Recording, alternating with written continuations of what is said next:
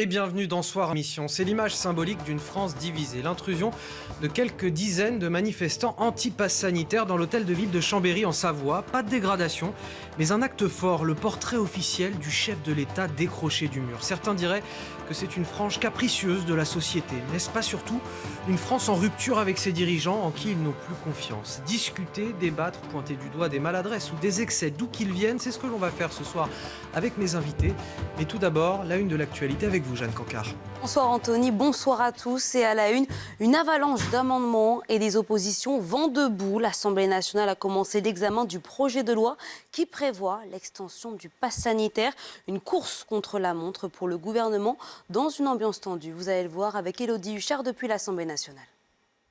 La session parlementaire s'achève cette fin de semaine et elle va se terminer comme elle a commencé en parlant de crise sanitaire. La présidente de la commission des lois rappelait qu'il y a déjà eu plus d'une centaine d'heures de débat sur ce thème. Déjà la nuit dernière, les députés sont restés toute la nuit en commission jusqu'à 5h10. 1126 amendements à étudier. Alors du côté de l'opposition, on regrette que l'Assemblée soit devenue finalement une sorte de chambre d'enregistrement des décisions du président de la République. On regrette aussi la façon dont se déroulent les débats et ce manque de temps, mais le gouvernement veut aller vite puisque le texte sera appliqué à partir du 1er août, notamment pour ce pass sanitaire élargi. Alors du côté de l'opposition, on défend ce mal nécessaire de restreindre un petit peu ces libertés pour inciter les Français à se faire vacciner. À droite, on aimerait un peu plus de souplesse. À gauche, on veut la vaccination obligatoire et pour toute l'opposition, c'est jugé trop liberticide. Le texte maintenant va poursuivre son chemin au Sénat avant d'être adopté normalement ce week-end.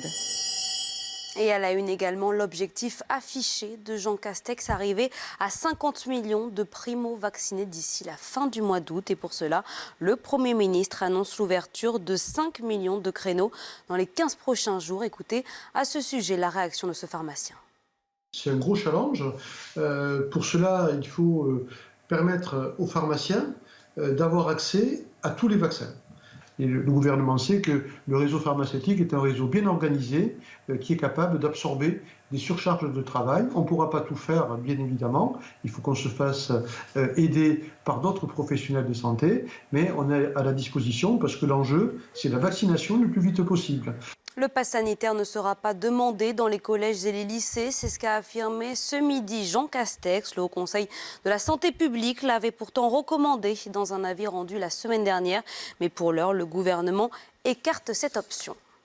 Et les restaurateurs, ils devront bien contrôler le pass sanitaire, mais pas l'identité de leurs clients. Une annonce faite aujourd'hui par le Premier ministre pour tenter de rassurer les professionnels concernés. Mais qu'en pensent les consommateurs de ces établissements? Fabrice Esner leur a posé la question. Je pense que des fraudes, il y en a tout le temps. Maintenant que chacun doit être responsable de son commerce et de faire pour le mieux. Il peut y avoir de la fraude et pour moi il y en aura, ça c'est sûr. Voilà, même s'il y a des contrôles, même s'il y a tout, malheureusement c'est les finances qui comptent avant tout. Je pense que les restaurateurs ont vécu. Peut-être un peu moins fort sur les fraudeurs, mais enfin bon, il faudra y aller quand même parce que c'est une rupture de confiance et de responsabilité, quoi, voilà. Et pour les établissements déjà concernés par l'extension du pass sanitaire, quel est le bilan? Comme tous les lieux de culture, les cinémas ont dû dès aujourd'hui faire appliquer le pass sanitaire. Regardez cette illustration au Grand Rex à Paris, un sujet signé Samantha Reinstein, Mathilde Ibanez et Solène Boulan. Vous pouvez contrôler votre pass. Désormais, le pass sanitaire est bel et bien obligatoire pour obtenir le précieux sésame. Un test de moins de 48 heures ou une vaccination complète est requis pour rentrer dans les cinémas. De nouvelles conditions qui demandent quelques changements. Donc on a investi déjà dans les smartphones pour pouvoir tester le pass sanitaire, donc 4 smartphones, des bornes Wi-Fi évidemment, puisque le contrôle chez nous se fait à l'extérieur avant d'entrer dans le cinéma, et puis dans du personnel supplémentaire. Du côté des clients, les réactions sont mitigées. Je suis un peu gêné par le fait qu'il y ait une partie de la population qui sera interdite de rentrer dans certains espaces. Mais bon, moi je l'ai fait dès le début. Ça semblait évident. Je me sens plus rassuré quand même. Ça fait 2 mois que je suis en retraite. J'ai pas envie d'abréger ma retraite. Pas tout de suite. Le port du masque n'est plus indispensable dans les lieux où le pass sanitaire est en vigueur. Mais ce cinéma a préféré décider de le conserver pour le moment. Et voilà Anthony pour l'essentiel de l'actualité. Merci Jeanne, on vous retrouve à 23h pour un nouveau point sur l'actualité. C'est l'heure de Soir Info et du débat avec mes invités. Tout d'abord Marie-Claire Carrère-Gé, conseillère Les Républicains de Paris. Bonsoir, merci d'être avec nous. Jérémy Bacchi, sénateur communiste des Messia, président de l'Institut Apollon. Bonsoir à vous. Et Loïc Hervé, sénateur Les Centristes de Haute-Savoie. Bonsoir. On va commencer avec cette image peut-être symbolique d'une France fracturée, hostile au pass sanitaire. Des manifestants qui se sont introduits dans l'hôtel de ville de Chambéry pour y décrocher symboliquement le portrait officiel du chef de l'État. Des manifestants issus d'un cortège de 200 personnes, parmi lesquels des gilets jaunes. On pouvait aussi y entendre des discours sur la dictature sanitaire. Regardez.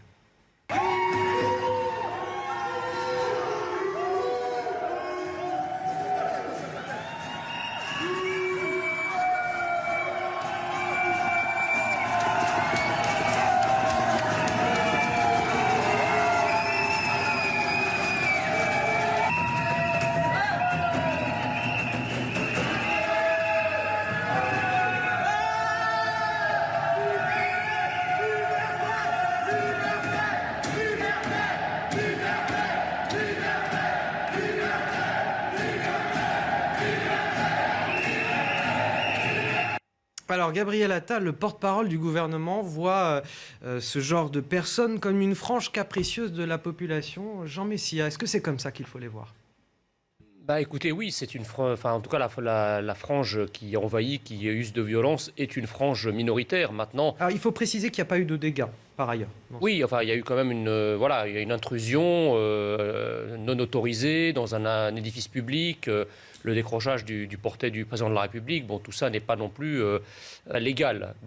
Mais ce serait une erreur de réduire l'opposition au pass sanitaire, l'opposition à une obligation vaccinale déguisée à ces comportements. Je crois qu'il y a énormément de Français qui s'opposent à ça. Alors vous allez évidemment m'opposer des sondages en me disant oui mais beaucoup de Français sont favorables à la vaccination, beaucoup de Français sont favorables au pass sanitaire et pour cause puisque nous avons aujourd'hui plus de 40 millions de primo-vaccinés et quand on fait un sondage par rapport à une population qui est largement ou totalement vaccinés ou primo-vaccinés, évidemment, le sondage va refléter l'opinion des gens qui sont déjà vaccinés et qui sont majoritaires dans le pays et qui considèrent ceux qui ne le sont pas comme des réfractaires. Moi, je ne sais pas franchement à quoi joue le gouvernement. Et encore une fois, rappelez-vous qu'on avait voté pour Emmanuel Macron en 2017, qui était supposé apporter la concorde civile, qui était supposé être le gouvernement de la bienveillance, du vivre ensemble, de l'unité nationale, face à une candidate à l'époque qu'on présentait comme la candidate de la guerre civile, comme la candidate des fractures et des divisions de la société française. Que constate-t-on sur le quinquennat d'Emmanuel Macron qu'entre les gilets jaunes, les Black Blocs, l'opposition maintenant, la nouvelle fracture entre les vaccinés et les non-vaccinés, le bilan d'Emmanuel Macron aura été un bilan désastreux sur l'unité nationale. Ça aurait été le président qui aura le plus divisé les Français et le plus violemment. Comment vous percevez ces Français qui manifestent aujourd'hui ou qui s'introduisent comme ça dans la mairie de Chambéry pour décrocher le portrait du chef de l'État ? Ce n'est pas véritablement une action violente, si elle est condamnable toutefois, parce que... Mais est-ce que ces Français méritent d'être écoutés lorsqu'ils parlent de liberté ou de dictature sanitaire ? Alors moi, tout d'abord, je crois qu'en réalité, Jean Messia disait précédemment, je ne sais pas à quoi joue Emmanuel Macron. Moi, malheureusement, j'ai peur de savoir à quoi il joue. Il fait un discours la semaine dernière d'une demi-heure où pendant 5 à 10 minutes, il nous parle de ce pass sanitaire où il décide de diviser savamment les Français entre les vaccinés et les non-vaccinés, d'introduire finalement des tensions au sein de la nation, des tensions extrêmement palpables, on le voit, et les 20 autres minutes du discours se concentrent sur la destruction de notre modèle social, les retraites, la réduction l'augmentation du temps de travail, la durée, l'assurance chômage, etc., etc. Des sujets dont les Françaises et les Français vont être impactés de manière dramatique dans les mois et les années à venir, et finalement, personne n'en parle. Et donc, à travers cette division des Français sur la question sanitaire, il est en capacité de réussir en partie un pari, de dire « je serai le président qui continuera la casse sociale » et finalement, de ça, personne n'en parle. Vous les comprenez, ces manifestants ? Le deuxième aspect, et j'y viens sur ces manifestants, on a besoin de restaurer la confiance dans la parole publique. Mais quand vous avez, au cours de l'année qui s'est écoulée, un ministre de la Santé qui dit les masques, on n'en a pas besoin, et qui le martèle pendant un mois, avant de faire un rétropédalage et dire pendant les 12 mois qui suivent, masque obligatoire. Quand vous avez un Premier ministre qui dit hors de question que le vaccin AstraZeneca soit retiré, j'ai toute confiance dans ce vaccin, etc.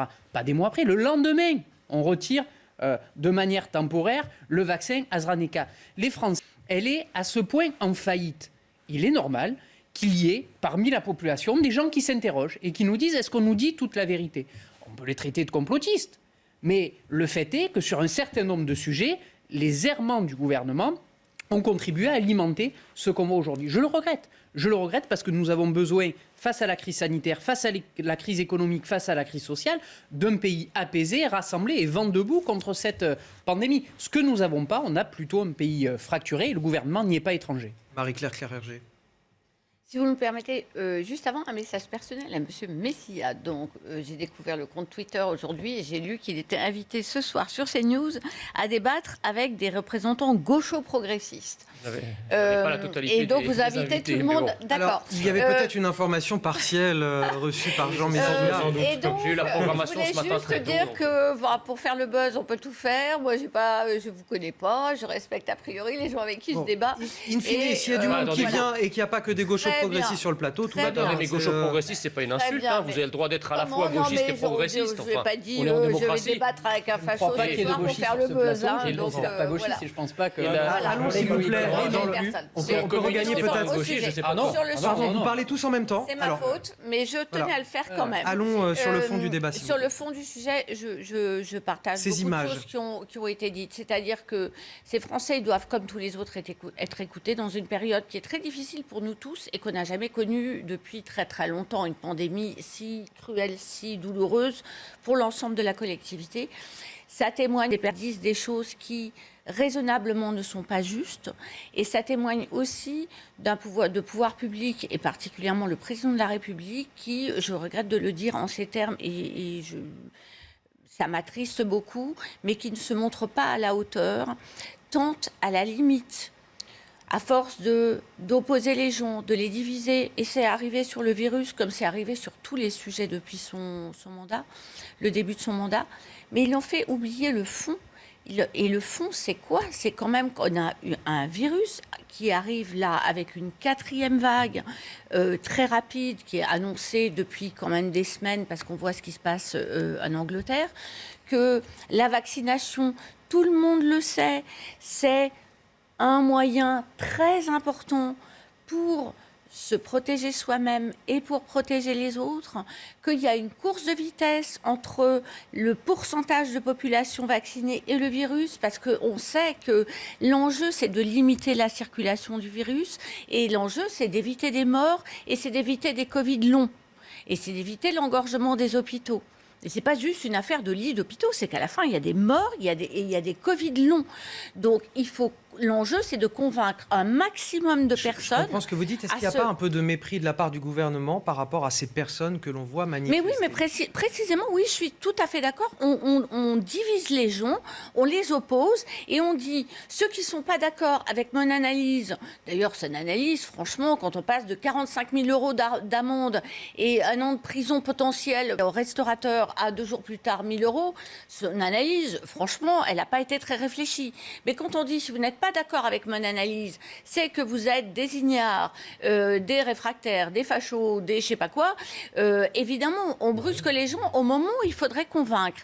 Et ça, c'est dramatique dans la période que nous connaissons. Et franchement, ce virus, il faut tous qu'on soit très modeste parce que tout le monde tâtonne, essaie de trouver les bonnes méthodes et il n'y a pas qu'une solution pour réduire la circulation du virus. La vaccination, elle en est une et elle est essentielle. Convainquons les gens qui peuvent être convaincus d'aller au plus vite se vacciner et ne les montrons pas du doigt et ne disons pas que c'est des minables. Et, justement, avant de faire réagir Loïc Hervé, je voudrais juste qu'on écoute Olivier Véran sur cette question. Il s'est adressé aux députés au moment de la présentation du projet de loi tout à l'heure. Je voudrais qu'on l'écoute sur cette question du mépris à l'égard de ceux qui ne souhaitent pas se faire vacciner ou qui ne veulent pas voir instaurer ce pass sanitaire.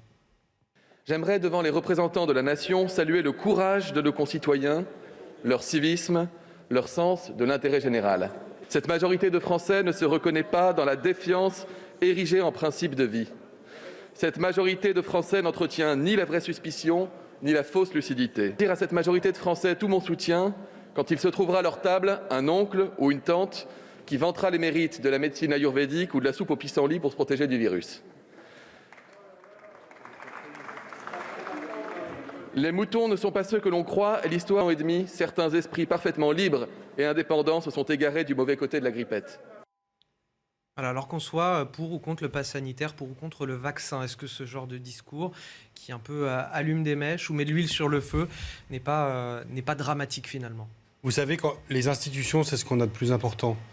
D'abord, je voulais avoir un mot pour le maire de Chambéry, parce que voir sa mairie envahie par une manifestation, même si la manifestation est un droit protégé par la Constitution. La semaine dernière, c'était la préfecture de la Haute-Savoie. On a vu dans les cortèges des étoiles jaunes arborées. Moi, je ne me sens absolument pas solidaire de toutes ces expressions-là. Pour autant, je ne suis pas sûr que le ministre de la Santé respecte non plus la tribune de laquelle il s'exprime en s'exprimant ainsi. Vouloir dire que d'un côté, il y aurait les pro-vax, les pro-pass, les vaccinés, les partisans du bien et ceux qui sont contre le virus, et de l'autre côté, des ignares, des partisans de la soupe au pissenlit, comme dit le ministre, et des gens qui s'opposeraient à tout et seraient les partisans du chaos, comme a dit Gabriel Attal. Je crois que cette espèce d'opposition démontre qu'ils n'ont rien compris à ce qui se passe dans le pays. Moi, je suis vacciné, je suis pour la vaccination, j'ai aucun problème avec ça. Il y a 2 mois, le gouvernement, les ministres au banc du Sénat, devant moi, devant mes collègues sénateurs, devant la représentation nationale, ont pris des engagements fermes en disant la ligne rouge constitutionnelle de la vie quotidienne, de la vie de tous les jours, on n'y touchera jamais. Le pass, ce sera que pour les grands événements sportifs et culturels.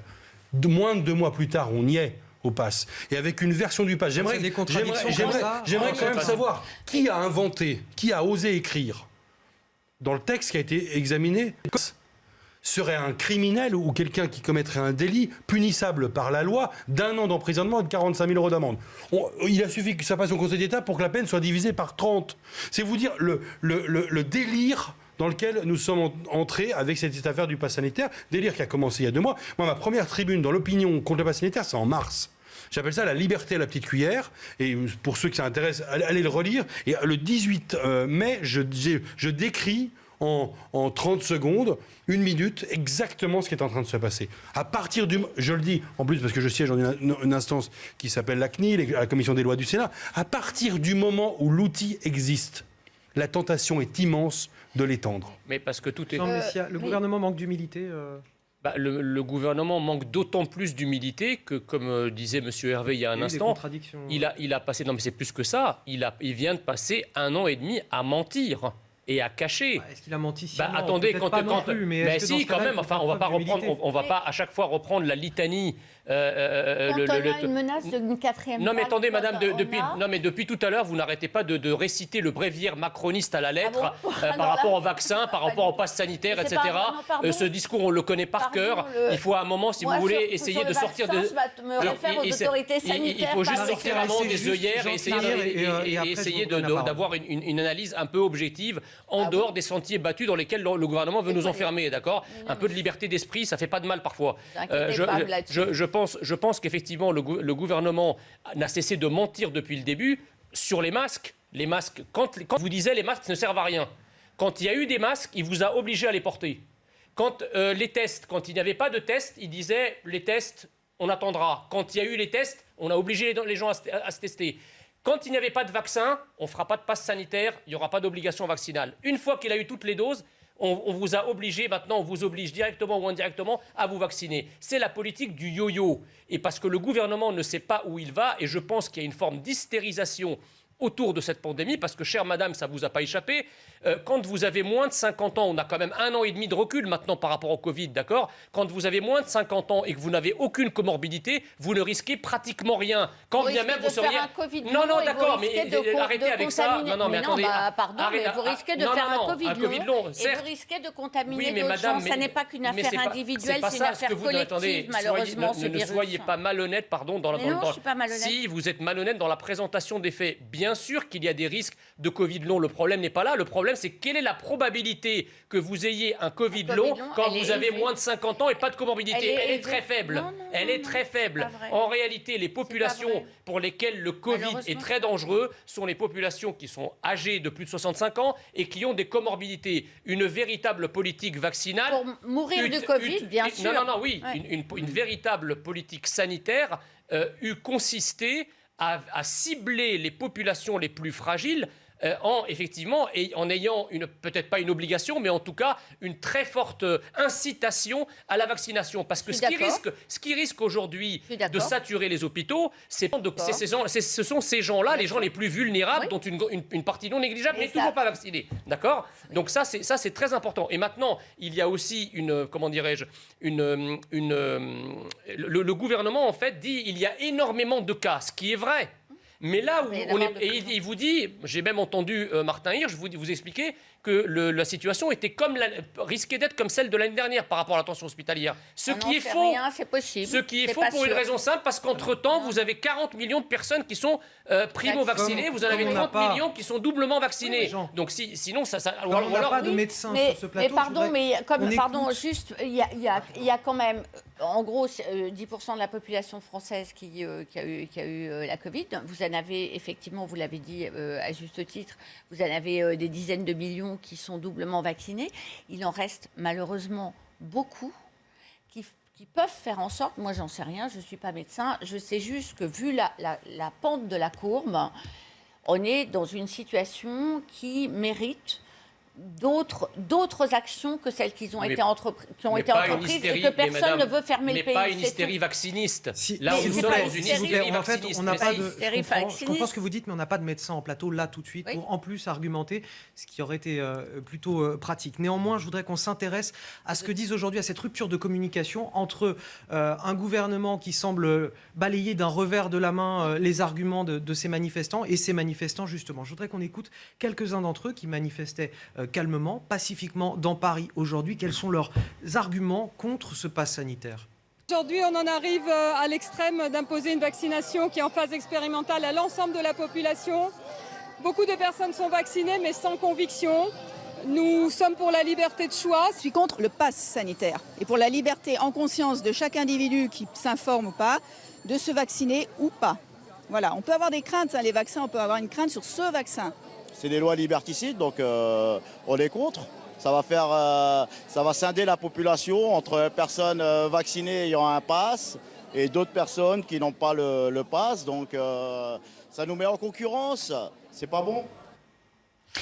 Il y a deux choses. Encore une fois, moi, la façon dont Emmanuel Macron a annoncé cette histoire de pass sanitaire avec des gens qui contrôlent les autres, qui vérifient leur carte d'identité, etc., moi, je suis tombée de ma chaise. Je suis radicalement hostile à ça. Vous êtes raciste depuis. Maintenant, pardon ? Vous êtes raciste depuis. Raciste. Racise, parce que vous êtes... racise, oui, pardon. C'est pas ce que vous disiez au début de l'émission. Mais si, mais parfaitement. Si, c'est exactement ce que j'ai dit. J'ai dit que moi, ce que je n'admettais pas, c'était la façon de M. Macron s'y prend. Dans les arguments, il y en a des justes. L'idée que tout ça, c'est des restrictions à notre liberté. Liberté individuelle, c'est sûr. Mais malheureusement, à chaque fois qu'on examine la question, il faut regarder quel est le bénéfice-risque. Il y a la question de la liberté individuelle, mais le virus aussi, il compromet nos libertés individuelles et il les a gravement compromises, y compris la liberté de vivre. Bon.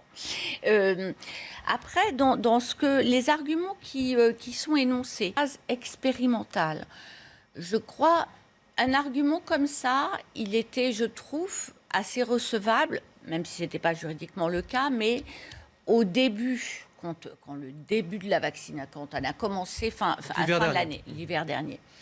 Aujourd'hui, il y a quand même 3,6 milliards de personnes sur Terre qui ont été vaccinées. Il y a rarement des vaccins qui ont été administrés à si large dose. C'est ce qui est avancé, effectivement, par la question de la liberté individuelle, je la ressens. Moi, franchement, si je pouvais me passer d'être vaccinée, franchement, je m'en passe. En plus, on peut avoir de la fièvre après, il peut y avoir des effets secondaires, comme dans tous les trucs. On peut s'en passer. Mais moi, je dis la façon dont je raisonne, moi, quand même, j'ai pas envie de risquer d'avoir cette saleté de maladie qui peut quand même me tuer ou m'amener en réa. Et m'amener en réa, franchement, je sais qu'un passage en réa, c'est... Mais madame, pardon, il faut raisonner en probabilité un petit peu la que parole. diantre. Il y a Jérémy Bacchi et Loïc Hervé. On ne va pas le répéter 1000 fois, le taux de mortalité, le taux de létalité du Covid est infinitésimal. Non, rapporté à toute la... Mais si, que ça vous plaise ou non, oui, mais 110 000 personnes sur 67 millions, ça fait un taux très faible. Excusez-moi, avec tout le respect que je dois aux victimes. Je voudrais qu'on écoute Jérémy Bacchi, puis Loïc Hervé ensuite. Merci. Bon, très rapidement, moi, sur l'attitude d'Olivier Véran et du gouvernement, on voit bien qu'il y a effectivement du mépris. Les gens de se faire vacciner qui ne s'y prendraient pas autrement. Et en réalité, ce mépris et cette condescendance, elle est contre-productive contre l'idée d'une grande campagne de vaccination qui pourrait nous permettre de vivre dans de meilleures conditions dans les semaines et dans les mois à venir. Sur la question du pass sanitaire, moi, j'ai plusieurs remarques. Première remarque, voilà un gouvernement qui nous dit qu'il faut un pass sanitaire pour retrouver de la liberté. Moi, je veux bien, philosophiquement, pourquoi pas, mais un pass sanitaire qui, dans le texte de loi qui nous est présenté, où il n'y a aucune mesure ou aucun critère qui nous dit le pass sanitaire sera levé en dessous de temps d'hospitalisation, en dessous de temps de l'IDREA, en dessous de temps de 4 par jour. Moi, je veux bien qu'on réduise les libertés individuelles et collectives parce qu'il y a une situation de crise sanitaire. Pourquoi pas? Mais qu'on nous dise combien de temps? Mais qu'on nous dise au moins les indicateurs. Quels sont les indicateurs? Qu'on nous dise au moins les indicateurs retenus par le gouvernement pour la levée de ce pass sanitaire. Aujourd'hui, on nous dit quand ça ira mieux. Mais qui le dit? Le président de la République, tout seul, dans son bureau. Et d'ailleurs, la forme qui a été décidée, vous avez aujourd'hui à l'Assemblée nationale le débat qui se lance, qui se poursuit demain, qui commencera demain soir au Sénat, puis vendredi. Et ça a été mis en vigueur aujourd'hui par décret, avant même le débat parlementaire, avant même le travail sur les amendements. Mais de qui se moque-t-on? Aucun pays démocratique ne fait ça. Aucun pays démocratique. De qui se moque-t-on? Voilà. C'est insupportable. Et donc ça fait partie des éléments, même s'il a été obligé de revenir sur la question du contrôle des pièces d'identité, qui était une fonction donnée aux officiers de police judiciaire. Évidemment, il est revenu parce qu'il allait se faire retoquer par le Conseil constitutionnel. Bien sûr. Évidemment. Mais vous voyez, tout a été construit soit à la va-vite, soit sciemment pour cliver le pays. Et malheureusement, on connaît la situation que l'on connaît aujourd'hui. Loïc Hervé.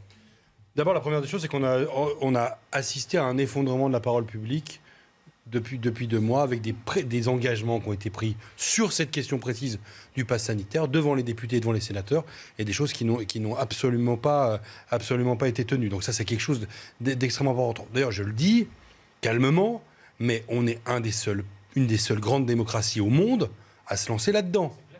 Il y a certes le Danemark, la Hongrie, peut-être l'Autriche, avec des systèmes totalement différents, des lieux restreints, etc. La Floride vient d'interdire le pass sanitaire, ainsi que c'est un certain nombre d'États américains. Et on parle dans notre pays maintenant de la vaccination obligatoire, ce qui doit être en vigueur en Arabie Saoudite, au Kazakhstan. C'est vous dire quand même à quel niveau se situe le débat. Alors on me dit, oui, mais toi, tu es contre le pass sanitaire, mais tu proposes rien d'autre. Eh bien si, bien sûr. Bien sûr, je vais vous dire ce qui est logique dans une grande politique de santé publique. C'est qu'il y a 2 piliers dans une politique de santé publique. Il y a la masse et il y a le reste. La masse, c'est les centres de vaccination, c'est monsieur et madame tout le monde qui peut aller se faire vacciner facilement en prenant un rendez-vous sur un téléphone ou un ordinateur.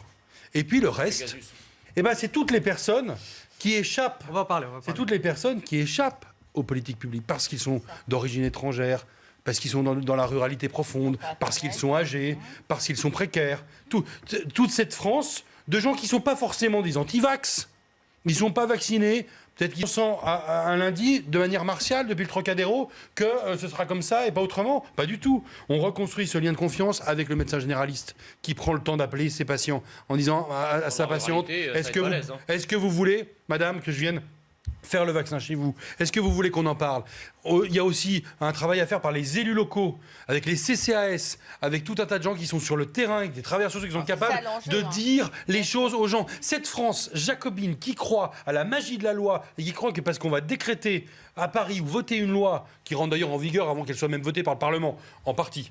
Mais c'est une illusion totale. Juste dire que le gouvernement avance la course contre la montre par rapport à ce que vous dites. La pédagogie, c'est bien, mais on n'a peut-être pas le temps, c'est ce qu'ils ont l'air de nous dire. C'est sûr, mais si là on réussit par la pression à faire vacciner des millions de jeunes, alors que reste sur le carreau 3 millions de personnes qui sont âgées de plus de 50 ans et qui ont des comorbidités, est-ce qu'une personne sur 5 qui a plus de 80 ans, j'adhère totalement à ce que vous dites. L'enjeu, c'est bien sûr de réussir, parce que c'est pas évident de vacciner tout le monde en si peu de temps, mais notamment, l'enjeu, c'est de progresser vers les 90% de personnes qui sont vaccinées.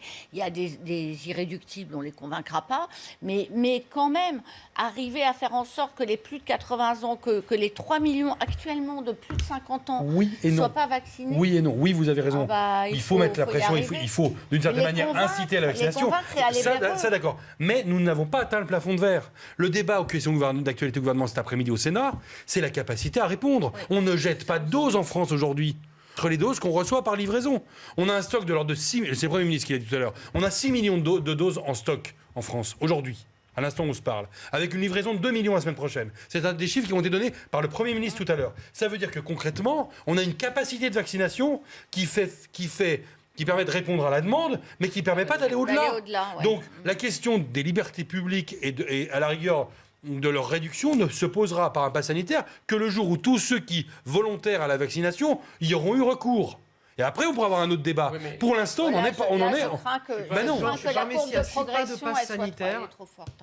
S'il vous plaît, si pas de pass sanitaire, quelle autre solution que des couvre-feux, que des fermetures de restaurants et de bars à 23h et que des masques en plein centre-ville à l'extérieur?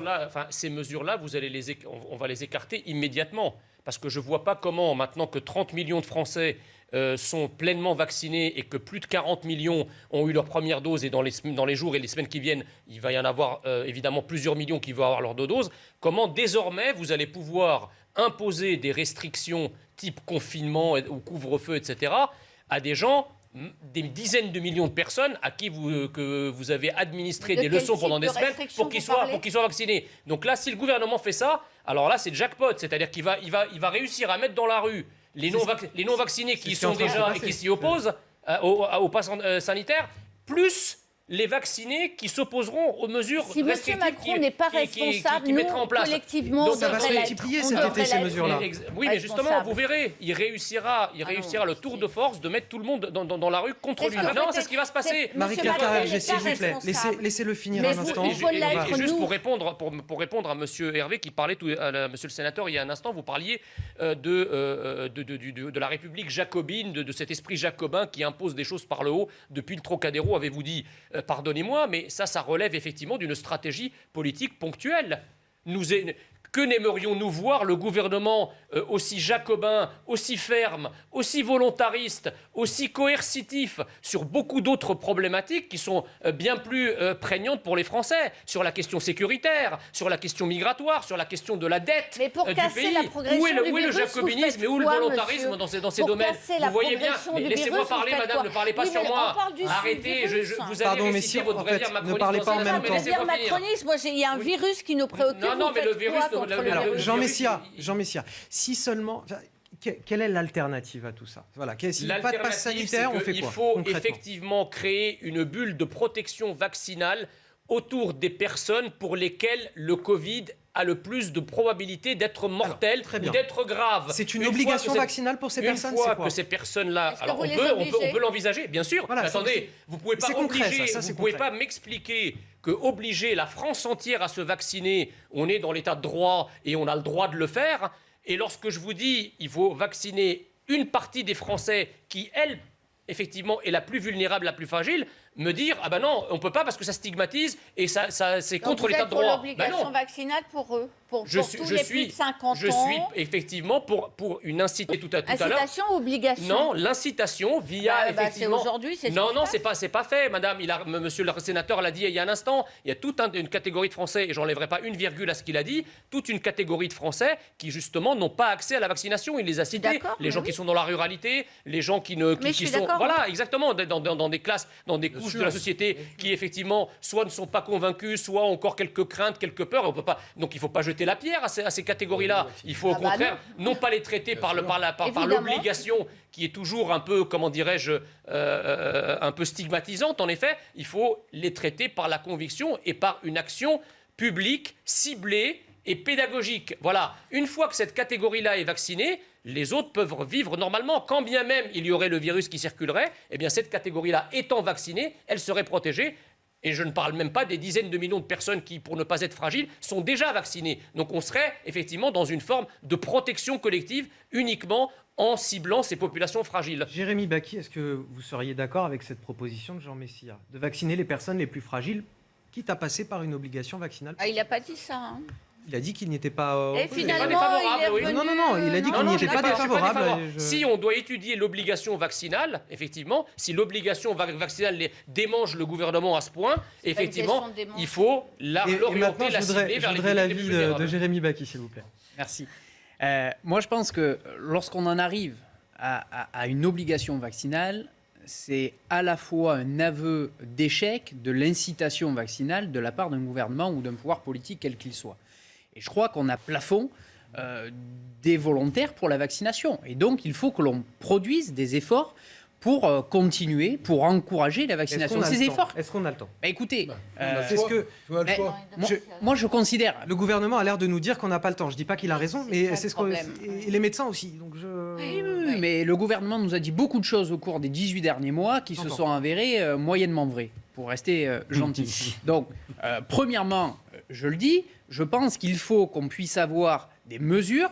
Pourquoi pas utiliser plus que ce que ça l'est aujourd'hui la médecine du travail pour permettre aux salariés, sur leur lieu de travail, sur leur temps de travail, de pouvoir se faire vacciner. Je crois que c'est un outil qui n'a pas été pleinement utilisé. Moi, lorsque je rencontre des gens, y compris sceptiques sur la vaccination, qu'est-ce qu'ils me disent? Il y en a peu qui sont réellement totalement opposés au vaccin, qui disent quoi qu'il arrive, je ne me ferai pas vacciner. Moi, on me parle de choix du vaccin. Aujourd'hui, le choix du vaccin n'est pas permis. Aujourd'hui, vous allez dans un centre de vaccination, ça dépend de l'arrivage, enfin, c'est souvent le cas. Voilà. On a des gens qui veulent avoir cette possibilité. Deuxième aspect, moi je crois qu'effectivement, il faut qu'on démultiplie dans la proximité les lieux de vaccination. On va voir, des centres de vaccination, on va voir. Ça a été annoncé par le Premier ministre avec des ambitions très élevées pour les 2 semaines à venir. On va voir si tel est le cas. Troisième sujet, et ça, il faut qu'on ait une réflexion, à mon avis, bien plus profonde là-dessus. On est face à une pandémie mondiale. Et je crois que si on a dans l'esprit uniquement la question de la vaccination de la population française, que nous avons à l'échelle planétaire, comme c'est le cas maintenant depuis un certain nombre de décennies, je crois qu'on aura toujours des résurgences fréquentes de virus, de variants, qui muteront dans tel ou tel pays, qu'on appellera Epsilon ou ce que vous voulez demain. Et donc, ça nécessite qu'on ait à la fois une production, mais aussi un soutien aux pays les plus durement touchés, qui n'ont pas suffisamment de doses pour pouvoir vacciner leur population, et qui sont aussi un vecteur de propagation et de cette pandémie à l'échelle planétaire, et in fine, qu'on retrouve sous des formes diverses sur notre territoire national. Donc nous portons la proposition de la levée des brevets, justement pour une production plus massive. D'ailleurs, l'OMS s'est positionné en faveur de cela. Je regrette que le gouvernement français ne soit pas sur cette option, mais en tout cas, c'est une des propositions qui pourrait rapidement permettre une production à l'échelle planétaire beaucoup plus grande et donc de vacciner un maximum de personnes à travers la planète. Richard Ferrand qui ne veut pas du pass sanitaire à l'Assemblée nationale pour les députés. C'est le président de l'Assemblée nationale, malgré l'amendement plutôt exemplaire, j'ai envie de dire, qui a été déposé par une 50aine de députés La République En Marche. Est-ce que c'est du bon sens que d'avoir refusé, comme il le dit, parce que cela pourrait être retoqué par le Conseil constitutionnel, ou est-ce que... Il a tort. Si ça c'est retoqué par le Conseil constitutionnel, le Conseil constitutionnel retoquera aussi d'autres exigences du pass sanitaire. Au nom de quoi l'Assemblée nationale constituerait une sorte d'agora privilégiée par rapport aux autres agoras qui rassemblent un nombre de personnes exactement identiques. C'est vrai que ça avait le mérite de montrer l'exemple. Je crois que Richard Ferrand, qu'on apprend en première année de droit et qui s'énonce de la manière suivante: respecte la règle que tu édictes. Voilà, ça s'apprend en première année de droit. Loïc Hervé. Oui, je n'ai pas d'avis là-dessus. Ça pose une question constitutionnelle. Dans l'argument de Richard Ferrand, c'est le libre exercice du pouvoir parlementaire et le fait qu'en fait, non pas les parlementaires s'extraient du droit, pas du tout. Évidemment, les règles, la retraite, par exemple, ce sont des questions qui s'appliquent évidemment aux assemblées parlementaires. Un parlementaire qui aujourd'hui ne serait pas vacciné, n'aurait pas donc accès au pass sanitaire et serait empêché d'exercer l'essentiel de son mandat. Donc je suis vacciné, j'ai le pass, il n'y a pas de problème. Il a raison, mais il a tort. Je sais que politiquement c'est très compliqué à expliquer. Je dis ici qu'un parlementaire qui n'aurait pas été qui aurait par choix personnel décidé de ne pas avoir recours au vaccin, sa seule solution c'est un test PCR toutes les 48 heures pour avoir accès à un train, accès à l'hémicycle, accès aux salles de commission. C'est tout. Je ne dis que ça. Mais pardon, monsieur le sénateur, mais justement, le but de ce pass sanitaire est non pas d'obliger à se vacciner, mais de pousser fortement à le faire. Donc effectivement, le député dont vous parlez, c'est justement l'objectif du pass sanitaire. Rassurez-vous, monsieur Messia, je suis contre le pass sanitaire. Totalement, que ce soit pour tous les Français et pour les parlementaires de la même manière. Moi, votre raisonnement, je l'entends, mais... Non, c'est le raisonnement attendez, c'est le raisonnement de Richard Ferrand que j'évoquais. C'est pas le mien. Je dis le problème juridique posé par Richard Ferrand, c'est celui-là. Mais on ne peut pas balayer d'un revers de main en disant c'est le bon sens qui gère ça. On a des institutions qui ont un fonctionnement. Bien sûr, il faut y être très attentif. Moi, je voulais vous dire juste si je peux me permettre, par rapport à ce point-là, je l'entends tout à fait. Sauf qu'après, comment une secrétaire, un directeur, un employé ou un fonctionnaire dans n'importe quel ministère ou dans n'importe quelle entreprise d'avoir exactement le même raisonnement. Alors certes, il n'est pas dans une fonction élective, mais enfin, il considère aussi que son boulot est utile. Votre remarque est tout à fait fondée. Voilà. Je suis d'accord. Encore une fois, je reprenais l'argumentaire du président de l'Assemblée nationale qui protège une institution. Et nous, au Sénat, le président Larcher l'a évoqué, on a un bureau dont je fais partie qui sera amené à édicter des règles pour les sénateurs en fonction de la loi adoptée. Je rappelle encore, pardon de le dire, mais que la loi n'est pas votée. Tout à fait. Donc on pose à Richard Ferrand une question qui ne se pose pas pour l'instant. Donc raison de plus pour qu'il y réponde en fonction du bon sens et pas créer des polémiques en l'air. Monsieur Messia, une fois que la loi est votée, Madame le maire de Paris prendra ses dispositions pour le fonctionnement de la ville de Paris, du Conseil de Paris, le président du Sénat en fera autant, et le président de l'Assemblée nationale en fera autant. C'est aussi simple que ça, en fait. Une république, ça fonctionne comme ça, en fait. Et si ils ne le font pas, ils s'exposent aux poursuites qui peuvent se faire dans ce cas-là. Les conseils municipaux, les conseils départementaux, les conseils régionaux, pas tous en même temps. Parce qu'on est quand même dans une caricature des positions qui est assez insupportable à vivre quand vous êtes comme moi, un modéré, un centriste qui essaye de porter un peu de raisonnement à moyen long terme en essayant d'élever le débat.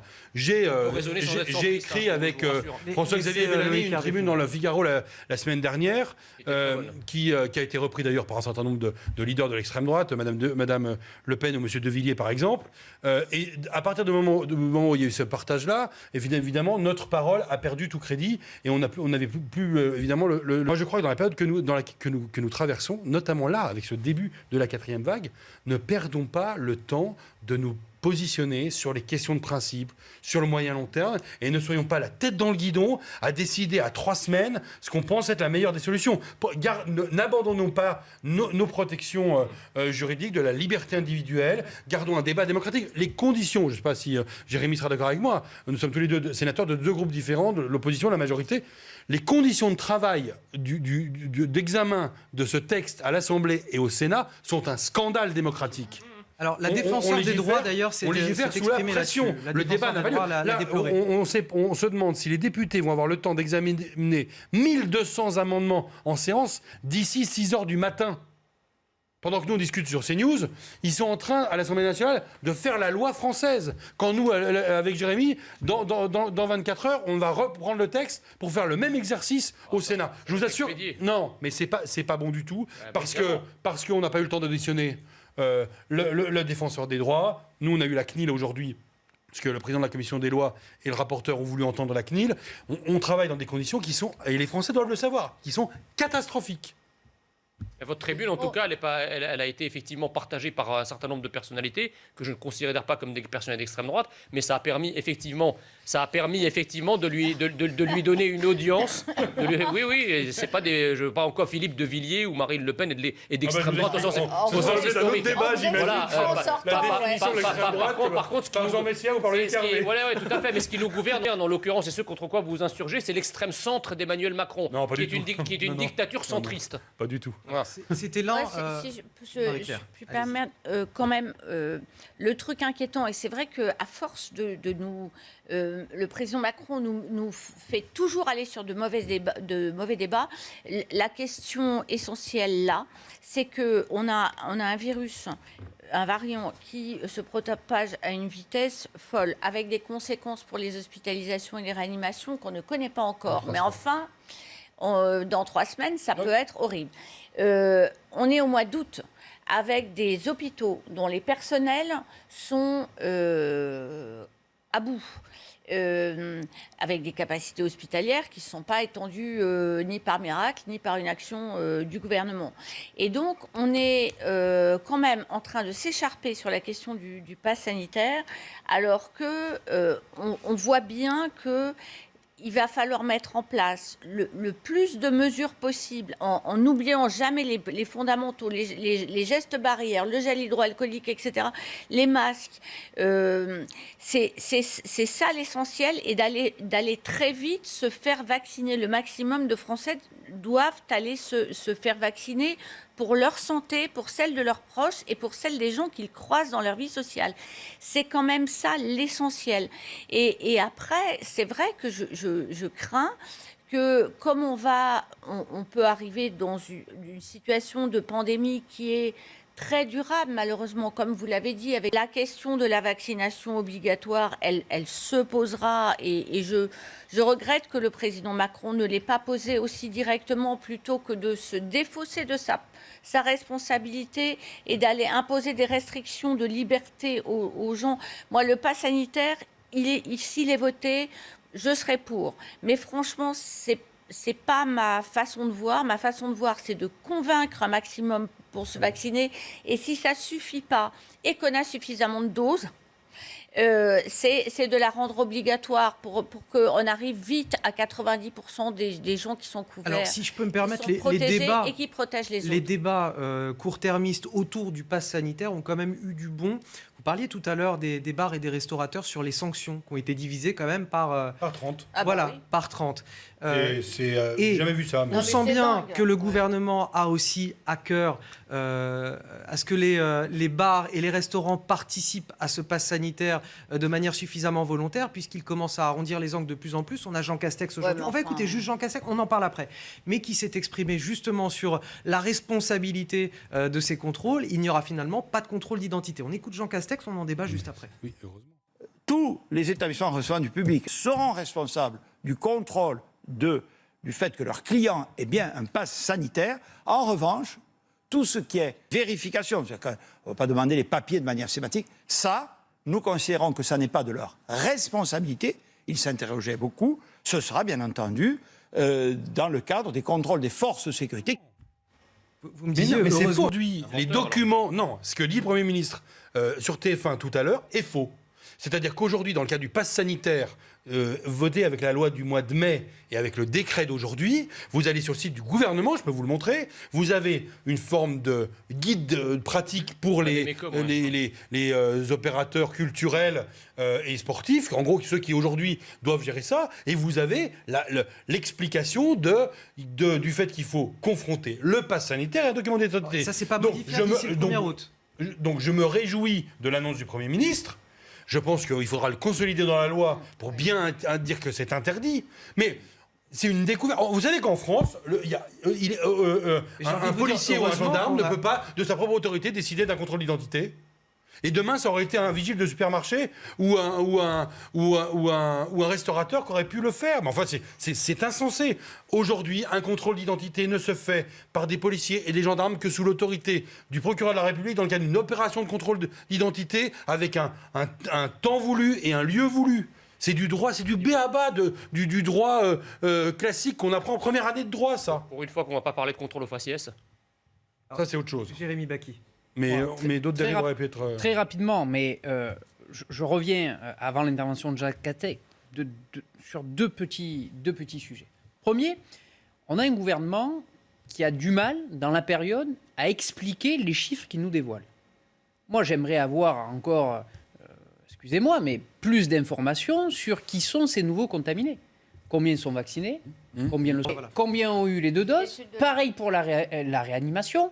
Et j'aimerais qu'on puisse avoir une étude claire là-dessus. Parce que la défiance des Français ou l'interrogation des Françaises et des Français, elle est légitime du moment où on n'a pas toutes les informations. Donc, de 2 choses l'une. Soit le gouvernement... Ça va être l'objet de notre débat tout à l'heure. On va parler de la situation sanitaire et des chiffres du gouvernement. J'y reviendrai alors ultérieurement. Sur ce que dit Jean Castex.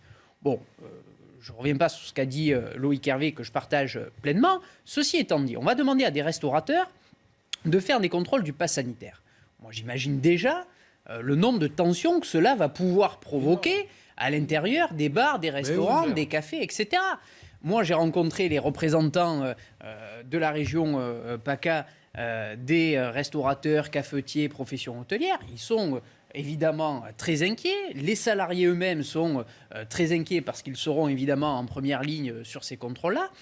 Ils ne comprennent pas, et ça fait partie des interrogations que je peux partager, pourquoi on aurait besoin d'un pass sanitaire sur les extérieurs ou les terrasses, compte tenu de tout ce qui peut se tenir en extérieur, y compris en mouvement, alors que là, on est attablé, immobile sur leur terrasse. Donc, ils demandent y compris de la souplesse de la part du gouvernement. Ils sont prêts à jouer le jeu dans la mesure du possible, mais ils demandent aussi un certain nombre de souplesses que le gouvernement, malheureusement, ne répond pas. Et ce qui est le plus dur, je crois, pour les Françaises et les Français, c'est parfois de constater un certain nombre d'incohérences. Pourquoi ceci est interdit alors que cela, qu'il y ait bien plus grave, entre guillemets, l'est pas. Voilà. Et c'est ces incohérences mis bout à bout qui... Oui, non, le côté non seulement privation de liberté du pass sanitaire, on en a beaucoup parlé, mais également, on peut le dire, une forme de retour aux heures les plus sombres. C'est-à-dire qu'imaginez le tableau où vous êtes attablé à une terrasse de café, vous avez présenté votre pass sanitaire, déboulent 5 ou 6 policiers ou gendarmes, et qui vous demandent, pendant que vous êtes en train de manger, en même temps, de présenter à tous les gens qui sont autour de vous, les 4-5 policiers. Mais ils contrôlent tout le restaurant et toute la terrasse.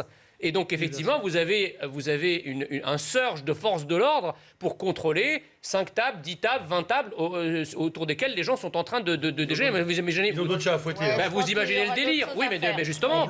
Ah oui, ils vont aller contrôler les personnes isolées pendant 10 jours à domicile. Mais j'allais y venir. Donc, en fait, on va transformer en fait, les forces de l'ordre en une espèce de brigade volante qui vont contrôler les restaurants et les cafés, sans parler du boulot de nounou, parce qu'il faut qu'ils aillent s'assurer que les gens qui sont isolés sont bien chez eux. Et pendant ce temps, la situation sécuritaire du pays part à volo, la délinquance et la criminalité et les agressions partent à volo. Enfin, je comprends pas trop. Et j'ai bien vérifié, parce que, vous savez, vous avez dit tout à l'heure que c'était un scandale démocratique, la manière dont les assemblées sont amenées à travailler. Oui, je confirme, voilà, mais donc, à ce moment-là, quand moi j'entends ça et vous apportez de brillants éléments à cette analyse, il ne faut pas ensuite aller reprocher que dans la rue, certains crient à la dictature. Parce que si vous escamotez le processus démocratique, eh bien, il y a effectivement, peut-être pas une dictature, c'est peut-être exagéré. Les gens ne vont pas manifester. Le débat démocratique. Non, mais je ne parle pas de vous. En prenant d'ailleurs. Je parle pas de vous. En prenant d'ailleurs des libertés, y compris avec ma famille politique. Je parle pas de vous. Et en étant